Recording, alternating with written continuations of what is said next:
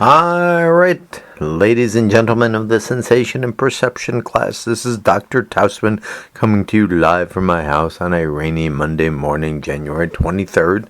Going to try to record a few lectures here for you, put them on YouTube videos or simple ones, and your job is basically to take detailed outlines of what I have to say, map it to some of the book issues going on, and you've got until February 5th to post these on Blackboard, but if you want to send me drafts before that with emails, that would be good. I will be rating this on excellent, good, basic, and weak, and I'll give you critiques, and they'll be worth 50 points. So for the first lecture, I want to talk about actually the guy who founded the field of sensation and perception.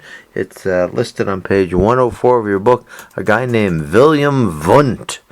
And Wundt set up his whole lab in Leipzig, Germany, the University of Leipzig, as you can see, and you'll want to write this on your detailed outline.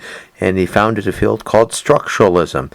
What he basically tried to get people to do was perceive the environment that was around them. This was considered the first steps in making psychology scientific. So he often had people just perceive sounds, like right now, it's raining outside. I can perceive the acoustic sounds of that. You can probably perceive some acoustics going on. He would ask people to perceive that and report what that basically meant. And so that was the first study of basically sensation and perception.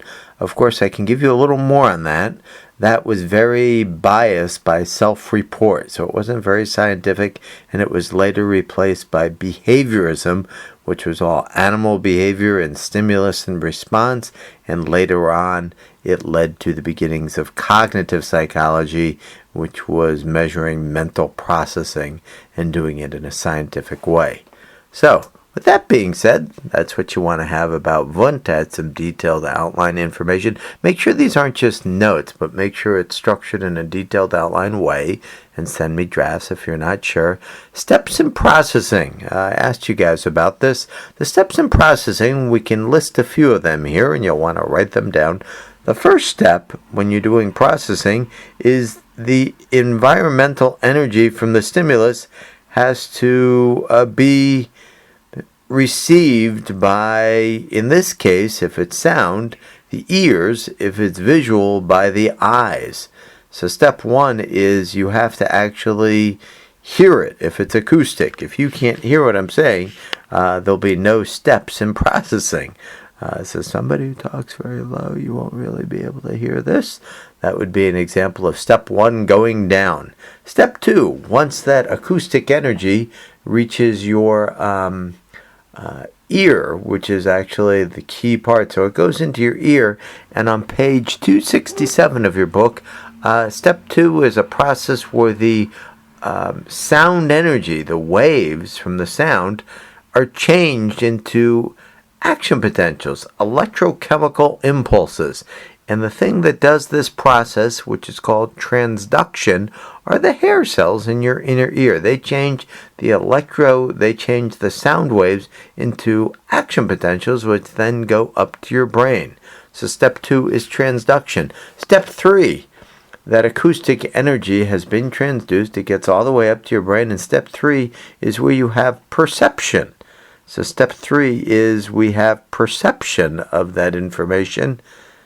Or you could actually, I should say before that, step two is transduction. Step three is that action potential energy and all those neural impulses make it up to your brain. Step four would be perception, where you perceive the stimulus.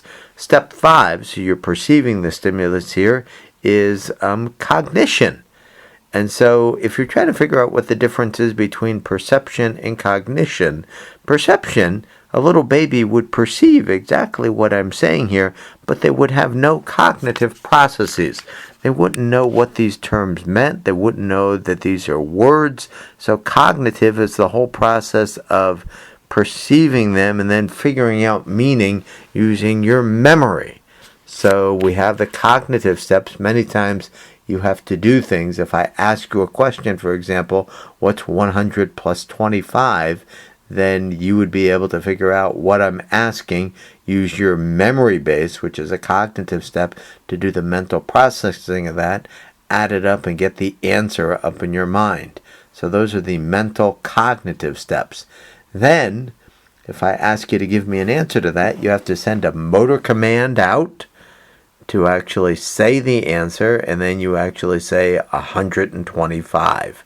If you want the difference between sending a motor command out and doing, just think about the example of, have you ever been in a situation where you've been in, just gotten out of your car, and then suddenly you're just about to close the door, and you realize as you're just about to close the door that your keys are locked in your car. Well, the motor command has already been initiated and you can't stop it. And so once the motor command happens, you say it and it occurs. Once I went into a travel agency a long time ago, and I ran in there and I was in a real rush, and I said, I want to tick up my pickets. Well, of course, I said that in the wrong way, but I was in such a rush that the motor commands had already been initiated and I just said it the wrong way. So we have those as the steps in processing in speech. So hopefully that makes sense to you. You can write a little outline of that. Finally, speech perception. Speech perception is kind of a unique situation. There's some very special issues in speech. If you look at page 314 to 316, which I'm going to turn to now, we can measure speech and we can look at speech by basically looking at, and it actually starts on 313, by looking at a spectrograph. A spectrograph is a way of looking at where the frequencies are occurring on your voice. And so there are things called formants. And formants are the idea of where the natural frequencies of your voice resonate. When you say certain formants, say certain words or phonemes, which are just sounds, it resonates. And so if you look at this one in figure 1314, if somebody makes a statement, Roy read the will, you can see there's some naturally occurring frequencies there. So that's what we basically have. We look at spectrographs for speech. And then there's some very interesting issues that happen with speech. And this was pointed out in your acoustic thing with the Japanese speaking. When we speak in normal language, if somebody was Japanese and trying to listen to me understand this, they would have a lot of problems if they haven't had a lot of practice in English. I was watching the movie Lucy, and this kind of came into perspective. When we say our speech normally, we co-articulate. That means we say many things at the same time. So when I say to you something like, the answer to that question is X, Y, and Z, the truth is, physically, there's really no space between what I'm saying. But yet you are perceiving individual words. I am co-articulating, which is saying many sounds kind of at the same time. And there's really something called, that's very interesting, it's called a lack of invariance. There's really a lack of invariance between the physical things that are being stated, looking at a spectrograph, and the perceptual.